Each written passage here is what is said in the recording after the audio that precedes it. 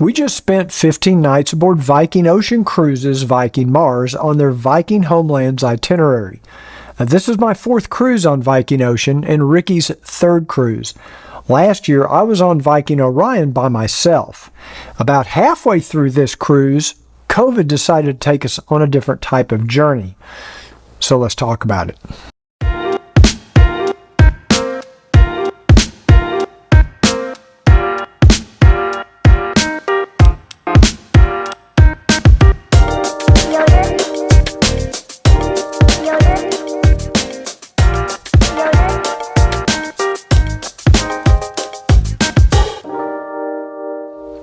Hey cruisers, welcome to our review of Viking Mars. Now, in the spirit of full disclosure, we were invited on this cruise by Viking. However, Viking is not sponsoring this video and no money has changed hands. Viking has no input into the content of the video and they have no idea what I'm going to say.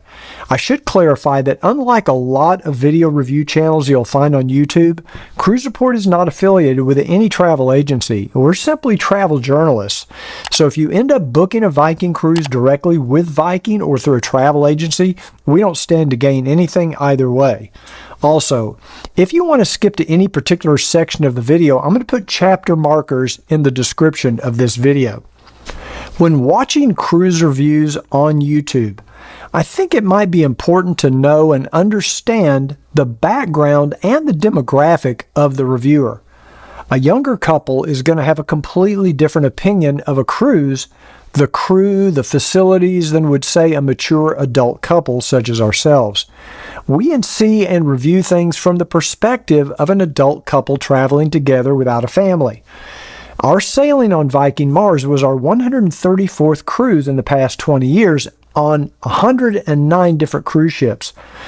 Now, I only mention that to illustrate that we have a broad background on ships, staterooms, cruise service, food and dining, entertainment, etc. And that history kind of helps shape our opinions. A review from someone who's only been on, say, 6 or 7 cruises with 2 or 3 different cruise lines just isn't going to have the same frame of reference. Now, it doesn't mean that their perspective is not valuable. It's just different. Also, we've sailed on 4 different Viking Ocean ships since 2017, so we're pretty familiar with the brand. In this video, our real objective is to answer one question. Is Viking Mars a good choice for an adult couple? I'll tell you that although we spent 15 nights on this ship, there are some areas that we did not get to experience because we spent 5 nights in quarantine. Okay, before I get into the ship, let's talk a little bit about what's going on with Viking Ocean. The Viking Company started in 2000 with the purchase of 4 river cruise ships and proceeded to build a reputation as the world leader in European river cruises. Now, we've been sailing with Viking since 2003, way before they even launched their revolutionary longships. So we've watched the company quietly grow and expand into a major player in the cruise industry. In 2015, Viking launched their first ocean ship, the Viking Star. And it seems like every year after there, they crank out a brand new ocean-going ship. And there are currently 8 ocean ships sailing with another one on the way, Viking Saturn, in 2023. Unlike most cruise lines, Viking ocean ships are all virtually identical. They all carry 930 guests, which by today's standards almost qualifies them as a small ship. And from the outside, honestly, they're nothing special. If you saw Viking Mars docked next to Celebrity Edge, your eyes are going to go to the Edge because it's just larger, glitzier, that sort of thing. On the inside, however, Viking ships are very subtle and elegant. Nothing's in your face. There's no shock and awe when you step on board a Viking ship. The decor is understated and most definitely Scandinavian, but not in a cheap IKEA sort of way. All the furnishings and materials are high quality, the interior is comfortable and very inviting. The ships are contemporary but tasteful. And they're all virtually identical on the inside. So what this means is when you book your next cruise with Viking Ocean, you only need to concern yourself with the destination, because no matter which ship you choose, it's going to be just like the last one you were on. Also, this is a cruise line made for adults. In fact, no children under 18 are even allowed. There are no water slides, no ropes courses, no rock climbing walls. And in my final summary, I'm going to go into a few more details about what makes Viking unique. But let's get started with my review of Viking Mars. This 15-night sailing is referred to by Viking as Viking Homelands. The itinerary begins with an overnight stay in Stockholm, Sweden, after which we sailed to Mariehamn Islands. Not sure if I'm saying that right. And then after a day at sea, we went to Gdansk, Poland, then on to Bornholm, Denmark, then Berlin, Germany, followed by Copenhagen. And on day 8, that's where our journey took an unexpected turn. But more on that later. We booked our air with Viking and paid for a business class upgrade with SAS, or Scandinavian Airlines. Unfortunately, about a week after we purchased our air, SAS pilots went on an extended strike and the airline was basically grounded for more than 2 weeks. So here we are a week before the cruise and we didn't know if SAS would even be in business, much less still flying. Viking's air department offered to rebook us on Iceland Air going to Stockholm and returning from Bergen on Iberia. Also, our return flight would now require the additional overnight stay in Madrid. Needless to say, even though Iceland and Iberia both offer business class service, it's not the business class experience we were hoping for. These were very expensive upgrades, and we were looking forward to those nice lay-flat business class seats. And there were other airlines that were offering business class service, which we would have much preferred over Iceland Air or Iberia, Finnair, for example. However, these airlines are not Viking partner airlines and were not available to us. Now, I'm telling you this story not to complain, but just to warn you that when you book your air through a cruise line and pay for business class, you may end up on a completely different airline or with a completely different itinerary or both. That said, with the current state of airline travel, I highly recommend booking through the cruise line so that you have an advocate to assist should something go wrong. If we had booked our air directly with SAS, we probably would have been screwed. I feel like Viking's air department did all they could to make the best of a bad airline situation. The airlines right now are really crap. At the time of our cruise, airlines were experiencing record numbers of delays and cancellations. Also, lost luggage was a real serious concern. And for this reason, we reached out to our friends at Luggage Forward and they offered to ship our 2 large duffel bags from our home in Dallas to Stockholm. We've used Luggage Forward in the past with excellent results and they happen to be a sponsor of this channel. Now, they overnighted our luggage tags and instructions to us, and about 12 days before the cruise, a DHL truck picked up our bags and shipped them to Stockholm. The next time we saw our bags, they were sitting outside of our stateroom on Viking Mars when we boarded. We can highly recommend Luggage Forward, and if you're interested, I'm going to include links in the description of this video. Now, as it turned out, we got lucky and all of our flights were on time. We arrived in Stockholm the day prior to the cruise. We always plan on an extra day or 2 prior to embarkation just in case there's a delay or a cancellation. We were fortunate to be hosted on this trip by Hotel Rival, the number 2 rated hotel in Stockholm according to TripAdvisor. And this boutique hotel is centrally located in Stockholm and is a perfect pre-post cruise hotel for guests.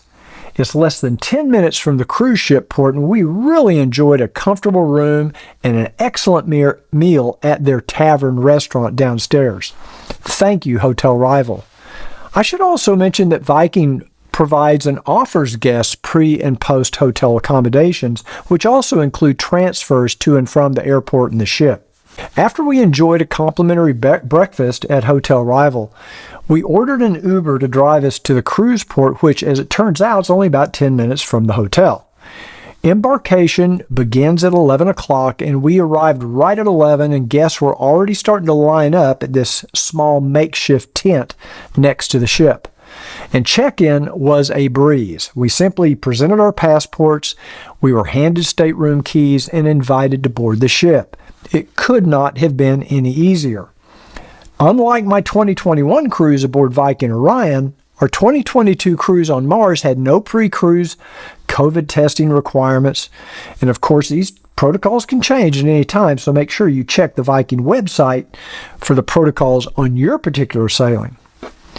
But once we stepped aboard Viking Mars, we were greeted with a glass of sparkling wine and invited to head to the Star Theater for a life vest demonstration, which only takes a few minutes. Now, Viking doesn't put life vests in the stateroom. Instead, they keep the life vests at the muster stations. In the event of an emergency, you don't have to go back to your stateroom to get your life vest. You simply go to the muster station where a life vest will be waiting for you. And this actually makes a lot more sense to me. It also frees up storage space in your stateroom and prevents guests from dragging life vest straps up and down the halls and the stairs, which can easily cause someone to trip and fall. After the life vest demonstration, we were told that our stateroom would not be ready until 1 p.m. However, we decided to stop by our stateroom anyway to drop off our hand luggage before going to lunch. And we were greeted in the hallway by our stateroom attendant, who informed us that our stateroom was already cleaned and ready for us ahead of schedule. He mentioned that we needed to watch the safety video playing on the stateroom television and to confirm through the Viking app on our phone that we had watched it. And that's basically the muster drill. After watching the video, which takes about 5 minutes, we headed to World Cafe on Deck 7 aft for lunch. Viking Mars can accommodate 930 guests. There are 10 decks accessible via elevators and stairs. Public spaces are on decks 1, 2, 7, 8, and 9. Deck A is below Deck 1. It's only used for embarkation in some ports or tender operations. A bank of 4 elevators aft are quite large and very fast, and they go from Deck A to Deck 8. There are 2 forward elevators that go all the way from Deck A to Deck 9. The medical center is located on Deck A forward. These ships are extremely easy to navigate, and large touchscreens are located in the elevator lobbies to help you just in case you get lost. The elevators even have a gangway button that will always deliver you to the correct deck for disembarkation when in port. It's a very smart design. In fact, there's a lot of thought that's obviously gone into the design of these ships. Our Deluxe Veranda stateroom 6046 was located on Deck 6 midship. It was a great location for me since each morning I could just simply walk up one flight of stairs and easily get to World Cafe, where I would have morning coffee and work on my blog. The Deluxe Veranda is 270 square feet. Now, last year when I was on Viking Orion, I was in a penthouse veranda which was 338 square feet, and it's noticeably larger. Nevertheless, Deluxe Veranda stateroom was very comfortable. Now, as we enter from the hallway, you'll find the door to the bathroom, which we'll go into more detail at the end of this. There's a large cabinet with a shelf for storage, a coffee maker, espresso machine, a very large electronic safe, large enough to hold a laptop, iPad, and all your valuables, and 3 large drawers for storage. The bed can be configured as 2 twin beds or as a single king-size bed as we have here. On one side of the bed, you're going to find the closet behind sliding doors. Now, the space between the bed and the closet is very narrow and pretty cramped. Inside the closet, there's another dresser with 3 more large drawers for even more storage. Above with space for hanging clothes. The other side of the closet is purely for hanging clothes. There is a shelf on top where you can use for more storage as well. Complimentary bathrobes are provided as well as slippers and an umbrella for to use on the cruise. It should also be emphasized that all the drawers throughout the stateroom are the soft close type to cut down on excess noise between staterooms. As for the bed, I found it to be reasonably comfortable, while Ricky claimed it really hurt her back. The mattress was firm enough for my liking, but the pillows were a little too soft for me. I finally did request a firmer pillow, and our stateroom attendant brought a memory foam pillow that was perfect. All of the bedding is very high quality and comfortable. The bedside tables or nightstands are larger than you're going to find on most cruise ships. Each one has a drawer, a storage shelf, and even a pull-out writing desk.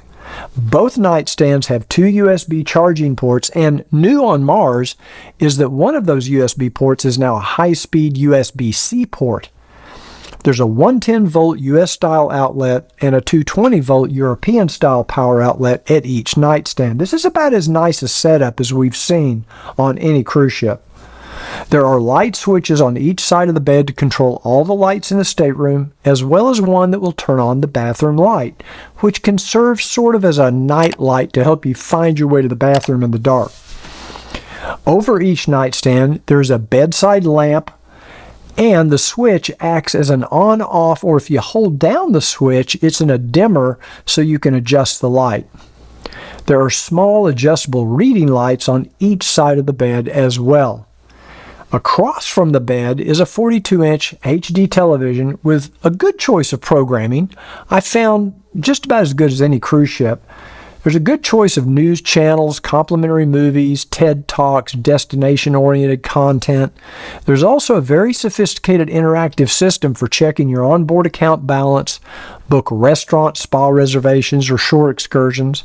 However, on this itinerary, the live TV programming was not functioning when we were in most ports of call. The living room features 2 chairs instead of a sofa. The long coffee table is adequate for in-room dining. However, a removable square tabletop would make for more dining space. Across from the sofa is a large desk/vanity with more than enough room to work on a laptop. The desk lamp has 2 more USB charging ports in the base. There's a 220 volt European style outlet and 2 110 volt US style outlets on the right side of the desk. The desk also has 2 AudioVox receivers in their charging base for use on shore excursions. And the telephone can be used to make phone calls from your stateroom or to contact guest services or any other department on the ship. One of the signature features of a Viking Ocean stateroom is the clever flip-up lighted vanity mirror in the center of the desk. Underneath the mirror is ample storage for a world's cruise worth of cosmetics. There's also an expansive mirror just above the desk. On one side of the desk is a large pull-out refrigerated minibar drawer. Here you'll find cold sodas, beer, spirits, and snacks. In fact, this is the coldest mini fridge I've ever seen on a cruise ship, and the drawer design is very efficient. Now, we had the Silver Spirits drink package, and we were not charged for any sodas that we consumed from the minibar. The balcony is accessible through a sliding glass door, which, by the way, was very hard to open. Nevertheless, a sliding glass door is much preferred to a hinged door since they're quieter when they close and they don't take up space away from the balcony when they're open. There are 2 comfortable chairs on the balcony and a table large enough to enjoy alfresco breakfast or a sunset glass of champagne. Now, the balcony is not very deep, so you can't really stretch out in lounger fashion, but it's certainly large enough to sit comfortably and watch the world go by. Now let's head back inside and check out that bathroom. Just outside the bathroom, you're going to find a full-length mirror. There are hooks on the back of the bathroom doors to hang your robes or your pajamas or whatever. There's a large glass enclosed shower with a shelf where you can put soaps, shampoos, razors, etc. I suppose ladies also use this for shaving their legs. A small wire soap rack would be a welcome addition here as well. Also, the shower would leak and we would get a lot of water seeping out into the bathroom floor. Now, I had this exact same problem on Viking Orion last year, so there must be something going on with the design of the shower stall or the shower door.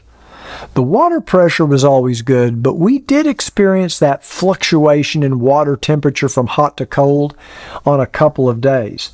And a couple of times there was no hot water at all. I love that spacious shower stall and the wraparound glass. And there's also a nice large vanity with a large sink, shelves on each side, plenty of places to store things, 2 nice drawers, and something special, a heated floor. You never have to step out of the shower into a cold bathroom floor. Bathroom amenities are premium Freya brand, which is Viking's own brand. You get shampoo, conditioner, body wash, and body lotion in very large tubes. The bar soap is Freya brand as well, and all bathroom amenities are replenished as needed.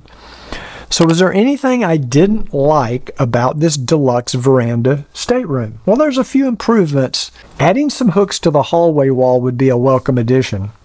Ricky and I both would prefer a small sofa to the 2 chairs in the living room. We did have an issue with the heat in our stateroom. Basically, there wasn't any. We had the thermostat turned all the way to hot, and the unit was still blowing cold air from the vent. But after a call to guest services, this was quickly addressed and fixed. The live television reception was abysmal during this sailing. Perhaps we just noticed it more because on this cruise we were quarantined for 5 days and stuck in our stateroom. We were pretty impressed with the stateroom. We always have been. I personally love the Scandinavian decor that you find throughout all the Viking Ocean ships, and that's carried over into the staterooms as well. The blue and beige color scheme gives the stateroom a cool, kind of a relaxing feeling. Now, if you've stayed in a deluxe veranda, please let me know your thoughts in the comment section down below. Now, in part 2, I'm going to go into bar service, food and dining, entertainment and activities, and then I'm going to give you my final assessment of Viking Mars. So make sure you watch the next video. If you enjoyed this video, please take a second to click the thumbs up. Thanks for watching, and smooth sailing.